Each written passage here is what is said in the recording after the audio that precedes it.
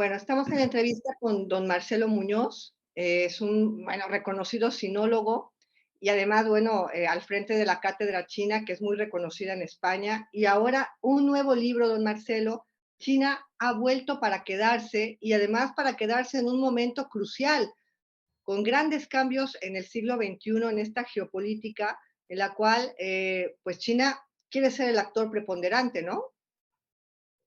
Bueno, casi lo es. No es que lo quiera ser, es que de hecho lo es.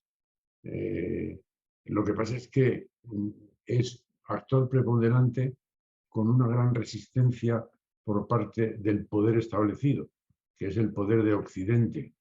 Tanto Estados Unidos como la Unión Europea no reconocen todavía que China es la segunda potencia mundial.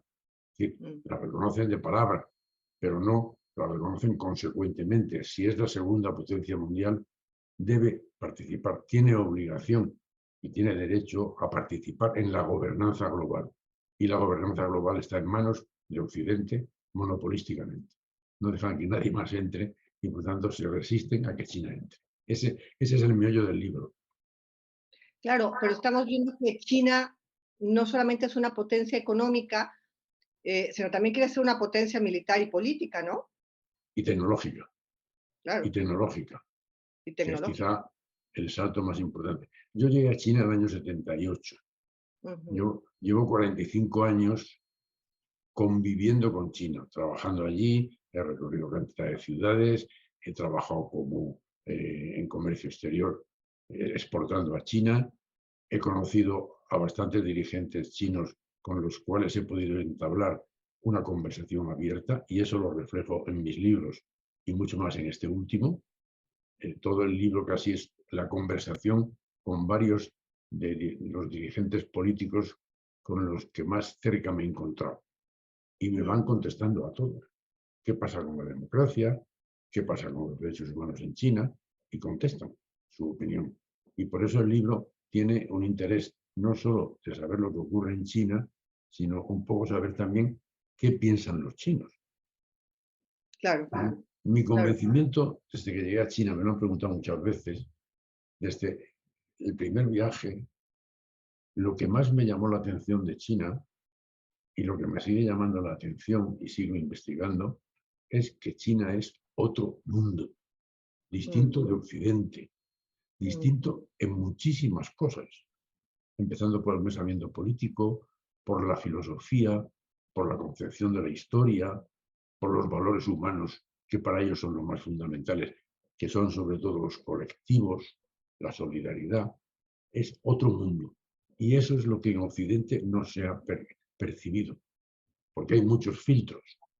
La mm. información que viene de China viene filtrada, básicamente por el mundo anglosajón, que no tiene ningún interés en relatar la realidad de China, entonces nos relatan otra realidad. Mm. Nos lo ponen como un actor malo, como un actor antagónico. Sí, sí, porque como los conceptos son tan distintos, no se entiende, incluso la gente que se acerca a China con buena voluntad, si no se percatan de que hay otra filosofía, que es la filosofía confuciana, que impregna toda la vida, si no se percatan de que en China la concepción de la familia es la continuidad histórica de las generaciones, de ahí del culto a la familia, el culto a los hijos, de ahí el culto a los antepasados, que los misioneros cristianos confundieron con idolatría, menos algunos, como Mateo Ricci y otros, que descubrieron que aquello no era idolatría, sino era otra concepción. Entonces, Claro. Mm. sí, Sí, sí, sí, pero de alguna manera también China quiere defender sus intereses estratégicos. Lo estamos viendo en el caso de Taiwán y en el mar de la China Meridional, ¿no? China defiende la ley internacional, Mm, en principio. En esta etapa de su historia, que ha vuelto, porque estuvo ausente un siglo, porque los occidentales les impusimos, ojo, esto no se cuenta, les impusimos el libre comercio, es decir, el narcotráfico, porque el libre comercio significaba que los británicos podían vender opio a China. mm, para compensar la balanza comercial que tenían desequilibrada. Bueno, mm, menos esa época en que China está ausente, China ha vuelto, se reincorpora a la comunidad internacional en una situación completamente distinta de la anterior. Hay que tener en cuenta que China en 1840, cuando llegan los británicos, era la primera potencia mundial. Era la primera potencia mundial y llevaba 2000 años como potencia mundial primera. En 1840, China era el 37, 36%, me falla la memoria, del PIB mundial. mm, Era más de la tercera parte del PIB mundial cuando llegamos allí. China estaba en un imperio ya decadente y la invasión occidental le hundió en la miseria. Y han estado un siglo ausentes. Pero mm. vuelven y ahora vuelven con esta potencia. Claro, ¿cómo entenderse? ¿Cómo lograr que China se entienda con Estados Unidos? Si China tiene toda esa filosofía, ¿no? Esa cultura que choca de manera natural, pues, con la supremacía estadounidense, ¿eso lo vislumbra don Marcelo usted en su nuevo libro? Sí, es el punto capital del libro. Es decir, vamos a ver, China no se resiste a hablar con Occidente ni con Estados Unidos. Es Estados Unidos quien no quiere hablar con China, Mm, porque en la filosofía política de China un elemento fundamental es el diálogo, la capacidad del diálogo, y un valor fundamental es la armonía, es decir, a través del debate, a través de la diferencia, a través de incluso la discusión, llegar a mm, un punto de acuerdo. Eso es todo el sentido de la negociación confuciana. Y eso es lo que China quiere. El problema es que Estados Unidos no quiere hablar. O sea, Estados Unidos dice, defiendo a Taiwán, pero vamos a ver. Taiwán, según la ley internacional, según Naciones Unidas, según mm, el refrendo de las declaraciones de Naciones Unidas, aceptado por 177 países, hay unos cuantos que no, cientos de... Es que Taiwán es una parte de China, es una parte de la soberanía china, que le robamos en la Segunda Guerra Mundial. mm, ¿Por qué? El general MacArthur, que si se recuerda, al vencer Estados Unidos a Japón después de la Segunda Guerra Mundial, consideró, y lo dijo, Taiwán es nuestro portaaviones insumergible frente a China. mm. Y ese concepto lo siguen manteniendo. No quieren renunciar a Taiwán en contra de las Naciones Unidas, en contra de las declaraciones de los diversos gobiernos de Estados Unidos, incluido el del señor Biden, que acepta que Taiwán es soberanía china, pero luego da dinero y armas a Taiwán para defender su autonomía, entre comillas. Claro. Pero la posición de China siempre será el diálogo, siempre ha sido, siempre será el diálogo, el buscar la armonía a través de la contraposición de ideas. Ese despliegue militar que hizo hace unas semanas atrás cuando Nancy Pelosi fue a Taiwán, nos sumió a una parte, pues, en la incertidumbre de pensar que quizás Xi Jinping sería otra especie de Putin, ¿no? Claro, es que es como si ahora Nancy Pelosi se va a Ucrania a defender a los separatistas del Donbass y de las provincias que quieren independizarse o autonomizarse respecto a Ucrania, quieren secesionarse. Nancy Pelosi va a visitar a los del Donbass para apoyarles. ¿Qué sentido desde el punto de vista de la ley internacional tiene eso? Ninguno. Es una contradicción. Y además, en contradicción con lo que oficialmente el gobierno del señor Biden o la administración Biden está diciendo, que Taiwán es parte de China. Sí, es parte de China, pero te armo para que te independices. Eso es lo que China no puede aceptar. Entonces, si resulta que Nancy Pelosi se va a apoyar a los del Donbass, los dirigentes de Ucrania se volcarán a hacer todo lo posible para protestar por esa intromisión en un asunto interno. Ese es el problema de la señora Pelosi. ¿Cree que lleguemos a tener una confrontación China-Estados Unidos por Taiwán, una confrontación bélica? Yo creo que no, Mm, porque China no quiere. mm, China quiere el diálogo. Si China estuviese admitida en el club de la gobernanza global, y si mm, China formase junto con Estados Unidos y la Unión Europea una potencia, una triple potencia, para abordar el problema de Ucrania se hubiera tratado de otra manera completamente distinta. mm. Seguro. Claro, Por la, vemos, por- vemos a China que mm, apoya a Putin, no, no lo presiona. no, es falso, es falso. Es mentira. China no apoya a Putin.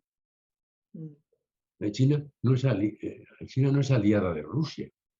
mm, Simplemente para China, Rusia es un socio comercial. mm, En este caso, es el primer socio comercial, Ucrania, de China.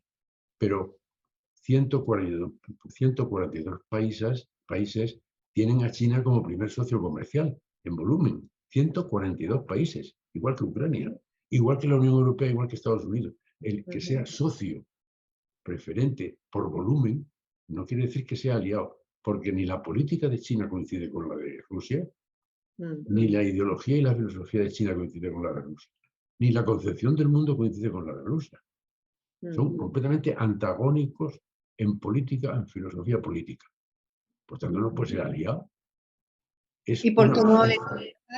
por qué cree que Xi Jinping no coja el teléfono y le llame a Putin y le diga: "Para este desbarajuste, estamos al borde de una guerra nuclear"? Sí, sí lo ha hecho. Lo que pasa es que lo que China no admite Mm, es la posición de Occidente respecto a Ucrania. La solución son sanciones. China dice no. La solución es el diálogo, la negociación. Y no apoya las sanciones. Pero las sanciones no las apoya China, no las apoya India, no las apoya casi ninguno de los países asiáticos. Zelensky, en nombre de esta movilización occidental, convocó a los países africanos a una conferencia internacional. Asistieron 4. Los demás no quisieron asistir porque no están de acuerdo con la política de Estados Unidos, mm, lo cual no quiere decir que apoyen a Putin, mm, sino que simplemente la solución al conflicto tiene que venir por otra vía. claro. Bueno, Es todo que eso está en tenemos el libro, digo, para invitar a los oyentes a que lean el libro, porque todo esto lo abordo. Yo planteo el libro como una posición o una exposición para debate, mm, es que análisis además para encima debatir. tenemos a un actor como es Estados Unidos, con una escasa credibilidad, con siempre la política del palo y de la zanahoria, con una CIA que Pero ha causado sobre todo lo que China no acepta es que Estados Unidos se considere mm, el único con derecho a la gobernanza global y excluya a los demás. Sí, mm. es un actor importante, imprescindible, pero también lo es la Unión Europea y también lo es China. Esa es la base para Ya, avanzar en el pero diálogo. estamos viendo que ni gobiernen los republicanos ni gobiernen los demócratas van a permitir que China esté dentro del juego de la gobernanza. Efectivamente, efectivamente. Porque republicanos y demócratas consideran que ellos tienen el monopolio de la gobernanza global. Ambos lo consideran, con diversas formas, con matices, pero en el fondo piensan lo mismo. Piensa lo mismo el señor Biden que pensaba el señor Trump. Porque ellos son los únicos que tienen derecho a mandar en el mundo. Así dicho a las claras. Y es verdad, pero claro, China eso no lo acepta. China quiere opinar sobre la gobernanza global. Y de hecho, hay un principio confuciano que yo cito en el libro. Cuando consideras que debes estar en un lugar y no te dejan sitio, no te Ujú, preocupes. Por un lado, espera. Y por otro, hazte tu hueco. Y China se está haciendo su hueco en el mundo. pero no un hueco a la fuerza, no un hueco a base de balas, no un hueco a No, no, base de no, no, bombas. un hueco de negociación, un hueco de relaciones internacionales, un hueco como la nueva ruta de la seda, cuyo objetivo es favorecer la conectividad global, sobre todo entre los países menos desarrollados. Y la nueva ruta de la seda es un proyecto que China lanza el año 2013 y desde el año 2013 a la chita callando en el proyecto, este macroproyecto, se ha invertido cada año $1 billón. Mm, Eso es hacerse un hueco pacíficamente, claro. sin armas, sino Está simplemente por el metiendo, diálogo. está metiendo dinero allá en donde Estados Unidos Sí, no pero además no metió. solo China, pero es un proyecto que no solo invierte China, sino que invierten muchos otros países que entran en el ámbito geográfico de la ruta de la seda euroasiática, sobre todo. Invierten otros muchos bancos que no son chinos. Es decir, promueve una movilización global de solidaridad y de interconectividad. Esa es la política de China. No es perfecta, no es que sea perfecta y todo lo haga bien, pero digo, esa es la tendencia, completamente contraria a la de Estados Unidos. Claro, bueno, vemos como los hechos del 11 de septiembre fueron un parteaguas, ¿no? En el mundo. Al mes entró China a la Organización Mundial del Comercio. China fue convirtiéndose en un actor muy importante, ¿no? Y ahora tenemos este parteaguas también con la invasión de las tropas rusas a Ucrania. Las perspectivas del crecimiento chino se están reduciendo drásticamente. A una economía del tamaño de la población que tiene que alimentar y que hay que generar riqueza, un crecimiento del menor del 3% es prácticamente un problema, ¿no? Para el gobierno de Xi Jinping. ¿Qué opina, don Marcelo? Bueno, las noticias y los análisis sobre la evolución económica de China son muy dispares. Yo, Mm, obviamente, por mi trabajo, sigo estudios y opiniones de diversos medios. Hay dos tendencias contradictorias. mm, Noticias que llegan de China continuamente. La economía china se hunde, más o mm, menos, en plan mm, alarmista, lo cual es mm, completamente falso. Otra cosa es que no puedan crecer como han crecido. mm, Y por otro lado, y otra tendencia de información es China inventa un nuevo avión supersónico, China inventa un submarino, hay un puente que han hecho no sé dónde, todos los avances que China está haciendo no son compatibles las líneas de información. Si se está hundiendo, ¿cómo está prosperando tanto? mm, Entonces, hay una tergiversación de los datos muy frecuente. mm, El hecho real es que en la economía mundial ha habido una pandemia, que en China se lo han tomado muy en serio, han evitado millones de muertes con medidas muy drásticas y esto ha mm, ralentizado su economía, pero lo han hecho a conciencia, porque preferían salvar vidas que salvar la economía. Viene ahora la guerra de Ucrania y crea un conflicto y unos problemas económicos también a China, menos que a Europa, pero también a China. Y China sufre las consecuencias, pero la economía china va a crecer este año entre un 3 y un 4% probablemente. Ya quisiéramos. De hecho, Bueno, claro, pero el tamaño demográfico de esa economía es. lo que no crece es al 10%. O sea, en los Mm, primeros años de la reforma china, reforma china avanzada, a partir de los 90 el crecimiento de China era de 2 dígitos. Un ujú, 10, un 11%, hasta un 12%. Eso no se puede mantener más tiempo. mm, Habían llegado a una norma más o menos pactada desde el gobierno de frenar la economía, de enfriar la economía para llegar a un crecimiento del 6, 6,5%, que es el que ha mantenido hasta la pandemia.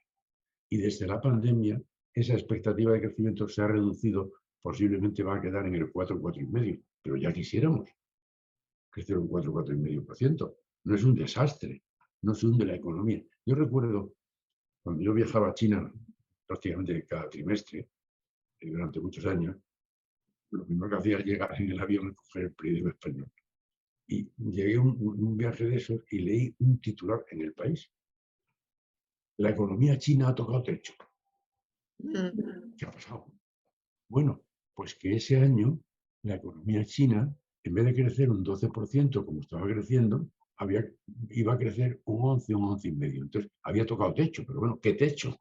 ¿Qué significa? Entonces, esa forma de informar desorienta muchísimo y no Claro. es casual, es Bueno, se pretendida. habla aquí en Occidente de que hay una burbuja del mercado inmobiliario chino que está a punto de pinchar y que si pincha causaría una recesión, don Marcelo. Sí, eso lo vengo oyendo hace mucho tiempo. La crisis bursátil, la crisis inmobiliaria, la crisis por el COVID, vale. Y siempre tiene una base de realidad. Lo que pasa es que se exagera hasta la economía china se hunde porque no crece más de un 12%. Aquel titular, pues los titulares actuales son equivalentes. Hay que reducirlos a la realidad. Tienen una base real, que la economía china no crece al mismo ritmo, pero bueno, si crece a un 4,5, en esta situación mundial, es un éxito. En unos días más va a ser la reunión del Partido Comunista Chino y la posibilidad es que continúe en el poder eh, este, Xi Jinping Sí. y continúa al frente pues, del Partido Comunista también como su secretario general. ¿Qué opinión tiene de Xi Jinping, don Marcelo? Vamos a ver, yo en las cuestiones de política interna partidista de China siempre he sido muy respetuoso porque he convivido con muchos dirigentes políticos chinos y he dialogado con ellos. Entonces, ellos tienen su estructura, tienen su sistema político, que yo describo en el libro, en que se basa, tienen su sistema económico, que yo describo en el libro, en que se basa, y les va muy bien. El señor Xi Jinping ha tenido un gran éxito como presidente. Parece, en mi versión de amigo de China y de mis amigos dirigentes chinos, es que están de acuerdo con Xi Jinping y les parece muy bien que prorrogue su mandato, porque está teniendo unos aciertos, como por ejemplo el programa de la Ruta de la Seda, que son aciertos globales, que China está consiguiendo unas relaciones internacionales como nunca había tenido. Entonces, ¿por qué cambiarle? Esa es la versión de ellos. Puedo estar de acuerdo o no estar de acuerdo, me da igual. Yo ahí no tengo respeto, porque son ellos los que tienen que dirigir su política. Y puedo estar en desacuerdo, puedo decírselo a ellos, y alguna cosa se las digo, y algunas cosas las he escrito en mis libros, de lo que yo pienso que podrían corregir, pero con un profundo respeto, porque es un país muy importante y tiene un Kissinger, dijo que los políticos mejor preparados que voy a encontrar en su vida eran los políticos chinos. Y no lo dice él solo. Con 4 décadas de conocer tan profundamente China, con viajes, con gente con la que ha convivido de distintas esferas en China, ¿qué debilidades le ve usted a China? ¿En qué es débil China? Pues yo creo que la principal debilidad que les digo a ellos Mm, es que tienen que aprender a expresarse mejor hacia afuera. O sea, mm, su política de comunicación tiene muchos defectos y se lo explico a ellos de una manera gráfica. Ellos traducen del chino al español, por ejemplo. mm, El lenguaje chino es muy florido, mm, es muy imaginativo. Entonces, si traducen textualmente lo que dicen en chino al español, sale una cosa que en España no se entiende bien. Ese defecto de comunicación yo creo que es el principal defecto. Todos los demás, respecto a los derechos humanos, respecto a la democracia pendiente y tal, yo los pongo como problemas pendientes. En uno de los últimos capítulos de este libro hago una lista de problemas pendientes en China. Por ejemplo, un problema pendiente es la desigualdad, que mm, como el resto del mundo ha crecido. La mm. desigualdad de género, la desigualdad regional, la desigualdad entre ciudad y campo, un montón de desigualdades. Ese es un problema grave que, en mi opinión, tienen que corregir. Pero no es muy diferente del problema que tenemos aquí. No es específico de Chile por su sistema, sino es específico de este momento del mundo, de un gran crecimiento desigual y de un poder enorme del capital financiero. es el que se forra. Don Marcelo Muñoz, por último, autor de el nuevo libro, China ha vuelto para quedarse. Hemos aprendido aquí en Occidente que el binomio correcto es capitalismo y democracia. Y que si no hay ese capitalismo y democracia, pues parece que tampoco se respetan los derechos humanos. Si China ha vuelto para quedarse y va a extenderse a través de la ruta de la seda con inversiones, pues también hay una extensión de su cultura, de su ideología, y China no cree en ese binomio de capitalismo y democracia. Sí, ¿Cómo va a ser esa sí, sí, sí, conflictiva sí, entre sí, estos sí, sí, modelos? sí cree, sí, sí cree. Lo ¿No? que pasa es que sí, claro que sí, pero de otra manera. Yo pongo un ejemplo, vamos a ver. China tiene 1.400 millones de, 1.440 millones de habitantes, aproximadamente la misma población que de África. Si en África se hubiera aplicado la política china, ¿cómo estaría África? Mm, ¿Cuál es el binomio? mm, ¿Por qué no se aplica en África la política de China? Y luego, cuando lleguen al estadio de desarrollo de China, les criticamos todos los defectos que tienen. Pero antes hay que aplaudir que han pegado un salto mortal para 1.400 millones, es decir, para el 20% de la población mundial. ¿Por qué no se hace en India, que tiene una población similar? Hay un sistema económico y hay un sistema político distinto. Eso es lo que tenemos que discutir. No para copiarlo, sino para descubrir un poco dónde están las claves de su éxito. Porque no cabe duda que en China, de 1978, cuando llegué yo allí, que era la potencia 120 del mundo, la potencia 120 del mundo, en 40 años han llegado a ser la potencia segunda y ha elevado el nivel de vida de 1.400 millones de personas, el nivel tecnológico, y llega a la universidad el 50% de los jóvenes. ¿Cómo lo han conseguido? ¿Por qué no nos fijamos en eso? Y luego todos los defectos que tienen y deficiencias. Pero fijémonos en lo positivo. ¿Cuáles son las claves para que China no sea India, con una población similar, en un periodo de tiempo similar de estos últimos 40 años? Esa es la ¿Y cuáles pregunta son las claves? que lanzo en el libro continuamente. Y a qué conclusión ha llegado usted? Pues yo creo que el mundo no avanza por el liderazgo de Occidente, por el liderazgo mal enfocado. Mm, Yo creo que en el momento que Occidente se baje de su pedestal de superioridad y dialogue con las otras potencias de tú a tú, se podrá ir encontrando un camino no fácil para solucionar muchos de los problemas que tenemos. Por ejemplo, el problema del cambio climático, China lo está defendiendo como nadie. Invierte China en medidas contra el cambio climático el doble que Estados Unidos y la Unión Europea juntos. Es la mayor potencia en energías alternativas, es la mayor potencia en la explotación y el ahorro del agua, que es un problema del mundo actual, la sequía.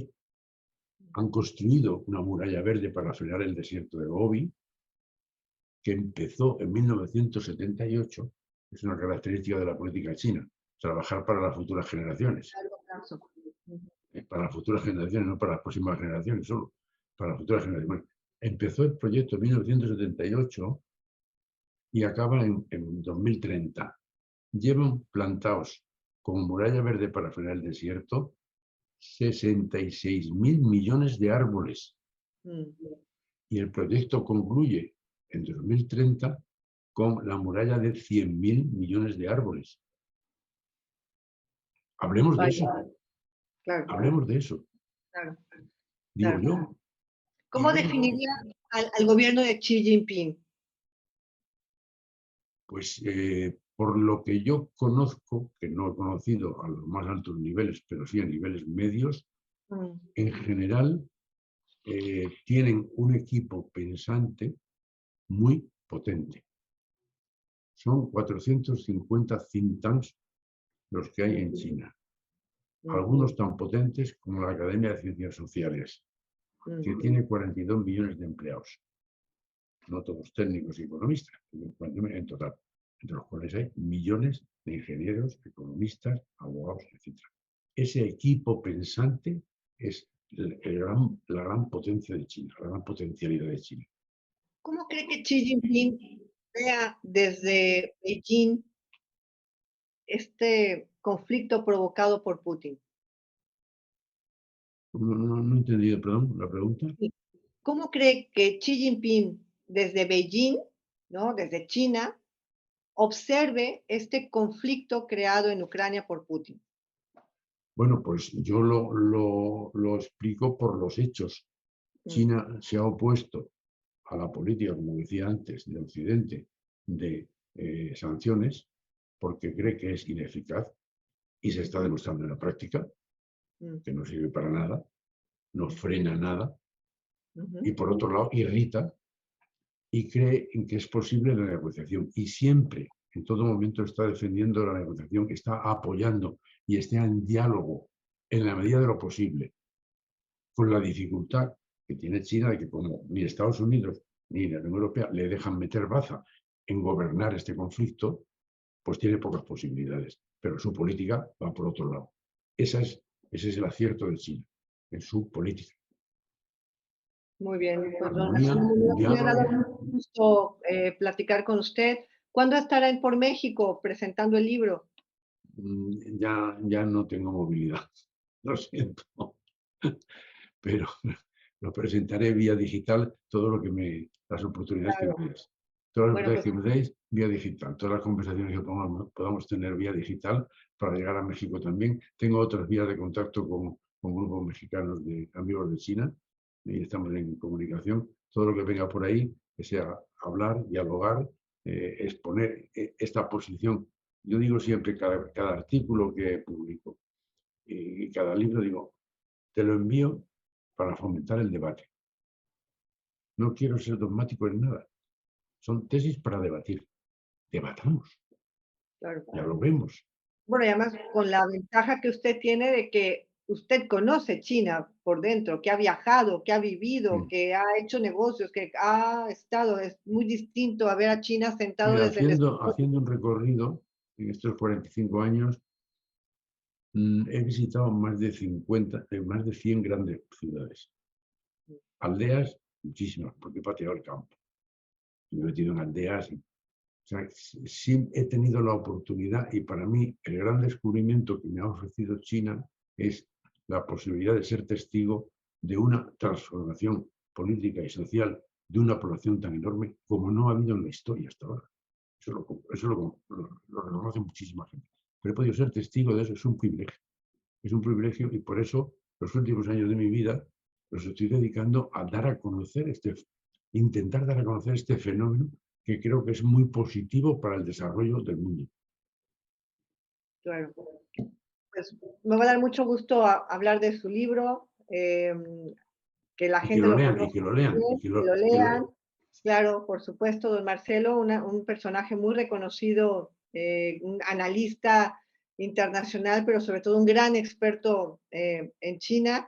Le agradezco mucho esta plática. Soy Claudia Luna Palencia, periodista, escritora y corresponsal en España y en Europa, y le mando un cordial y afectuoso saludo. Muchísimas gracias. Igualmente a todos los oyentes.